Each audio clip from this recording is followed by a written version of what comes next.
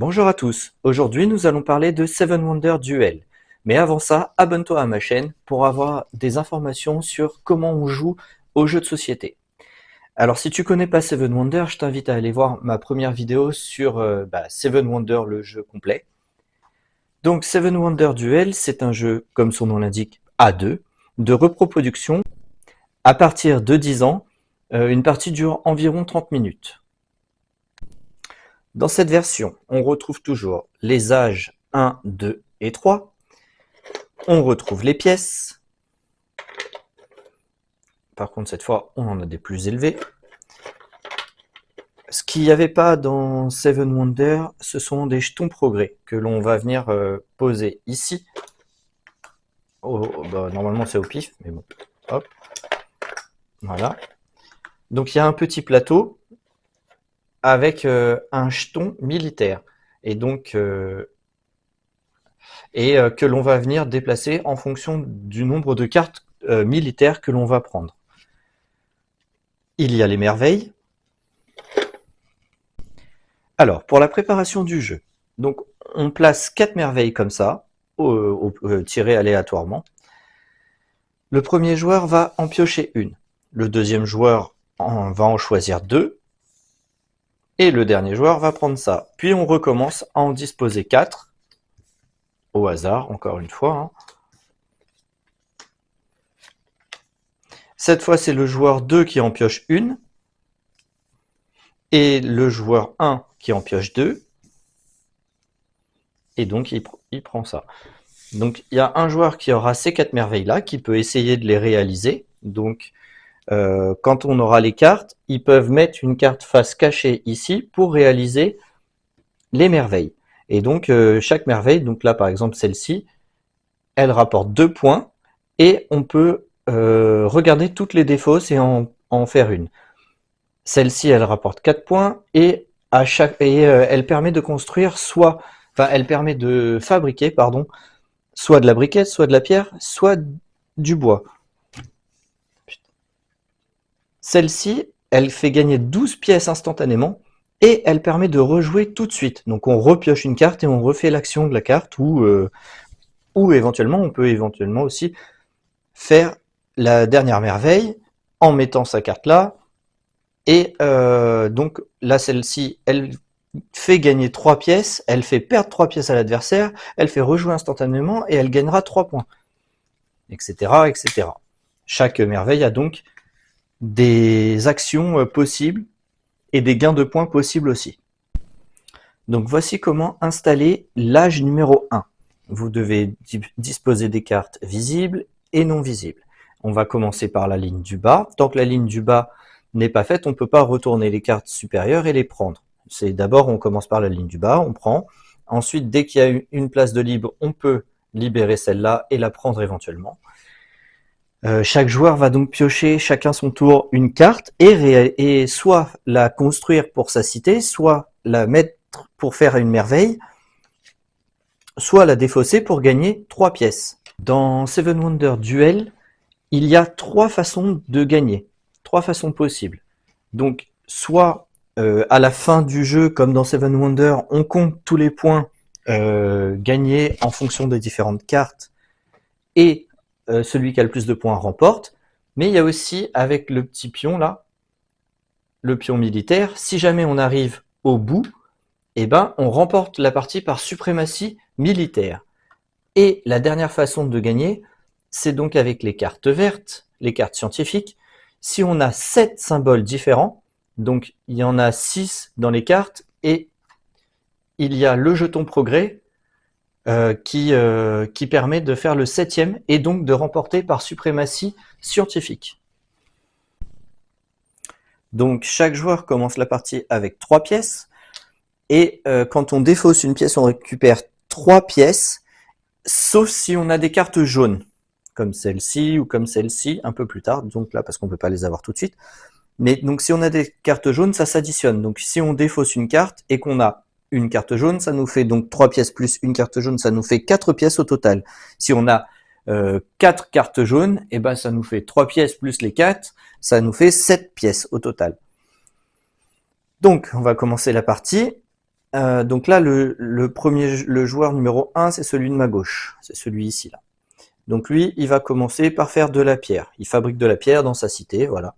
Il prend la carte, il la pose juste comme ça devant lui.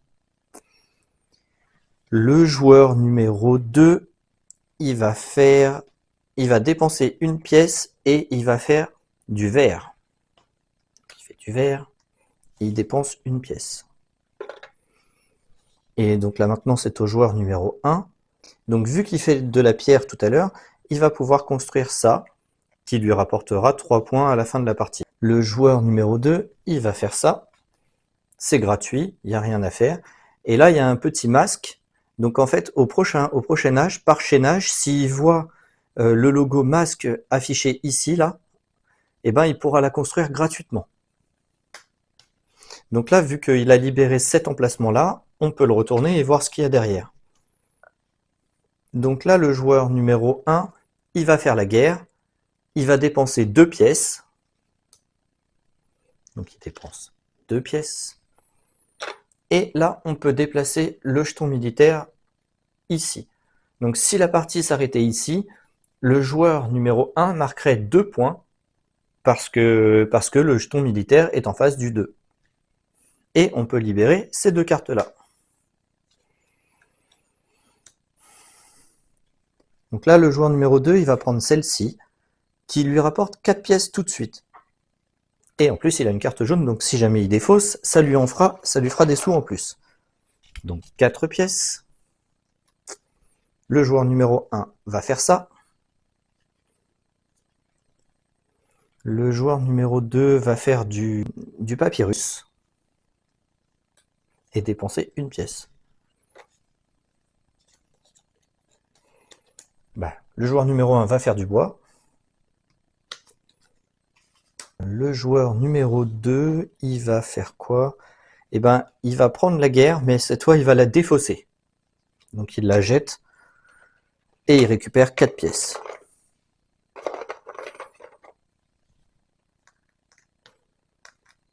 Le joueur numéro 1 va faire ça et la défausser, parce que là, il faut dépenser 3 pièces, mais il n'a pas 3 pièces. Les autres trucs ne l'intéressent pas forcément, donc il va faire ça et récupérer des pièces. On peut retourner celle-ci.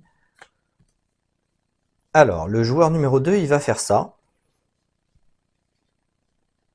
Parce qu'il fabrique du verre. Si jamais il arrive à avoir 2 fois le même symbole, il pourra prendre un jeton progrès ici et choisir le jeton progrès qui lui convient le mieux. Bon, on en reparlera si on y arrive. Alors, le joueur numéro 1, il va prendre du bois, fabriquer du bois maintenant encore en plus. Donc il paye une pièce. Le joueur numéro 2, il va défausser ça, donc il va gagner 4 pièces.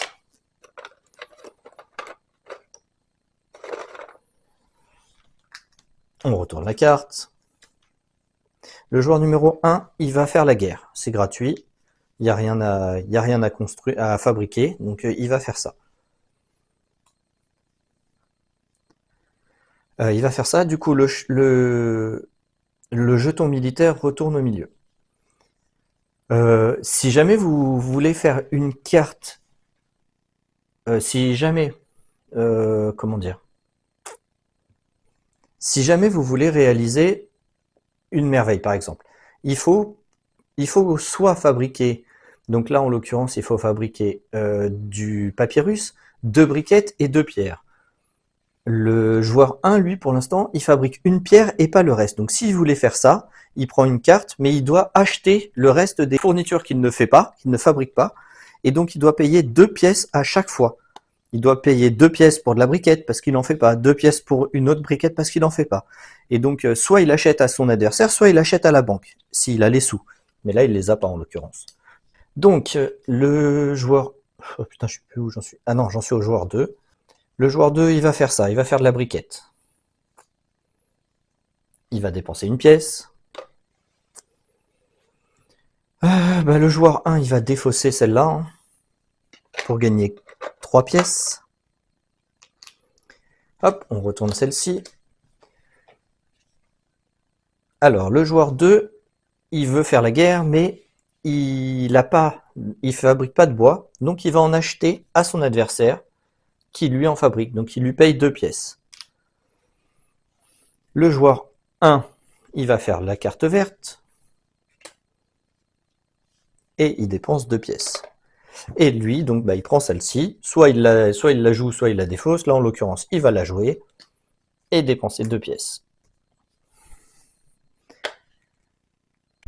Voici la préparation pour l'âge 2. Donc c'est une pyramide inversée, c'est l'inverse de tout à l'heure.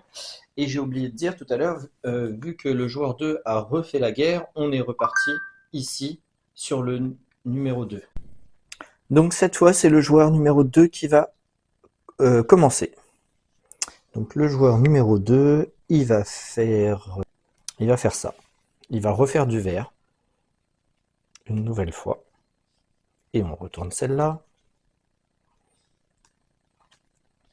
Le joueur numéro 1, il va faire ça. Donc là, ça sera soit du vert, soit du papyrus. Mais pour ça, il est obligé de payer 3 pièces et de fabriquer de la briquette. Or, il ne fabrique pas de la briquette, donc il va acheter de la briquette à son adversaire. Donc il dépense 3 pièces et il dépense 2 pièces à son adversaire. On retourne celle-ci. Le joueur numéro 2, il va faire ça, dépenser 2 pièces, il fabrique du papyrus, il fabrique du verre, et comme ça lui donnera à chaque fois soit un bois, soit une briquette, soit de la pierre. Donc il dépense 2 pièces. Le joueur numéro 1, il prend celui-là, il gagne 6 pièces tout de suite. 6 pièces. Numéro 2, il va faire ça. Donc il va faire ça, il fabrique du bois. Oh, je suis perdu. Donc il fabrique du bois grâce à la carte jaune. Il fabrique du papyrus et il doit en acheter un autre. Il doit acheter un papyrus. Donc il achète du papyrus à son... Ah bah non, parce que du coup ça marche pas. Il achète du papyrus, pardon, à la banque. Et là maintenant, vu qu'il a 2 fois le même symbole, il peut prendre un des jetons progrès. Donc là, il va prendre ça. Donc ça veut dire qu'à chaque jeton vert, ça lui rapportera 3 points. Donc là, il a déjà 3 points d'assuré. Hop. Donc là, on en remet un autre de jeton vert. Celui-là, il est bien. 7 points d'un coup. C'est un peu le bazar là. J'ai fait n'importe quoi. Donc ensuite, on continue. Là, on peut retourner celle-là. Donc le joueur 1, il va défausser ça. Parce que sinon, il doit dépenser 4 pièces. Mais là, il va défausser ça. Vu qu'il a 2 cartes jaunes, eh ben, il va récolter 5 pièces.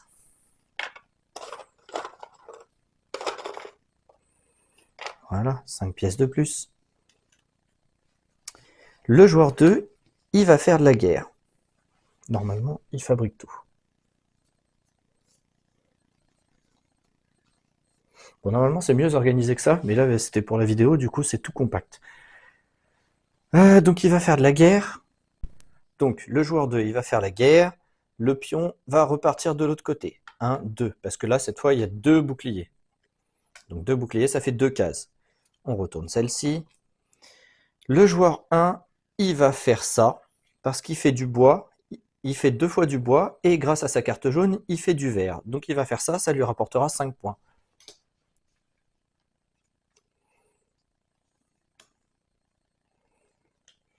Donc le joueur 2, cette fois, il va continuer à faire la guerre.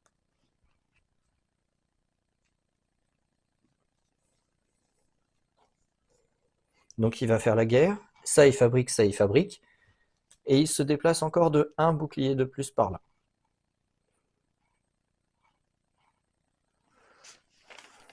Le joueur 1, il continue de faire des cartes bleues pour apporter des points. Donc là, il fabrique ça, donc il peut faire ça. Donc le joueur 2, il va faire ça. Il fait une briquette et il fait du vert. Il faut qu'il achète une briquette à son nom, à la banque. Et comme ça, il fera 2 de plus. Donc il achète à la banque. Et il se déplace. de 2. Et là, on enlève ça. Donc le joueur, pour la première fois où on retourne la carte ici, là, il va perdre 2 pièces, son adversaire. Donc il perd 2 pièces. Et si on en reste là, il marquera 5 points de victoire militaire, le joueur numéro 2. Hop, on peut retourner celle-ci. Le joueur 1, il va prendre ça. Il va faire ça, le joueur 1.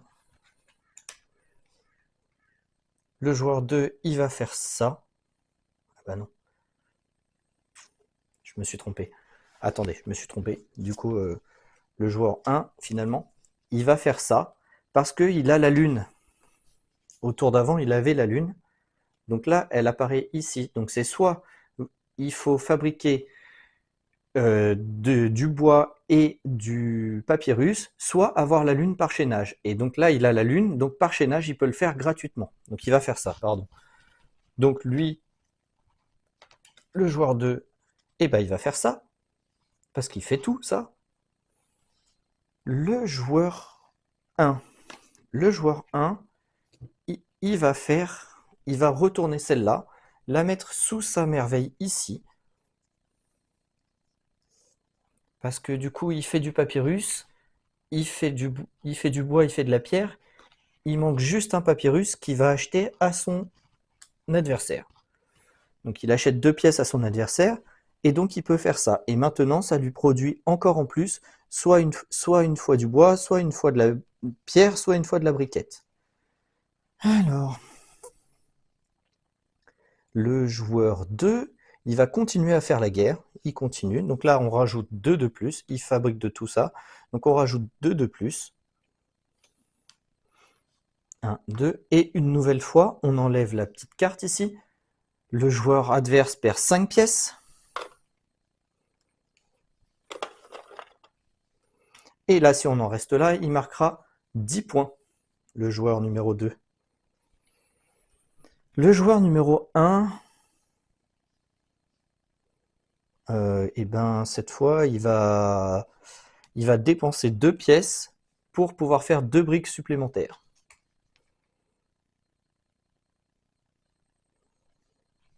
Pardon. Voilà. Le joueur 1, le joueur 2, pardon. Ah, je croyais que c'était lui qui avait la goutte d'eau. Non, je sais pas qui l'a. Ah bah si. Donc c'est le joueur 1 qui a la goutte d'eau. Ok. Le joueur 2, il va refaire du papyrus. Le joueur 1, eh ben, il va continuer à faire ses points.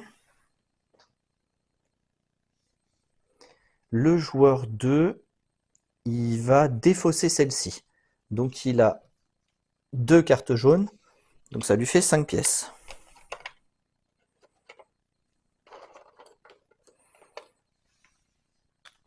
Le joueur 1 va défausser celle-ci parce qu'il n'a plus assez d'argent. Donc ça lui fait 5 pièces également.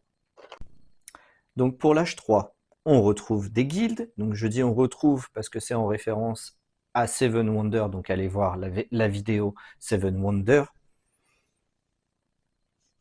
Là, on va en piocher 3 au pif. Donc, hop, hop, hop. On va en piocher 3. Et du jeu de base, on en enlève 3. Voilà. Donc voici la disposition pour le 3e âge. Donc c'est une pyramide un peu éclatée cette fois. Et donc toujours le même principe. Le joueur, là cette fois c'est le joueur 1 qui va recommencer. Donc il va piocher, le joueur 2 va piocher, etc. Jusqu'à la fin de la partie. Donc là vous voyez il y a les guildes qui sont apparues. Donc les guildes en gros si le joueur le prend, eh ben il gagnera une pièce et 1 point pour chaque carte verte que lui a posée et que son adversaire a posée. Donc ça c'est sympa.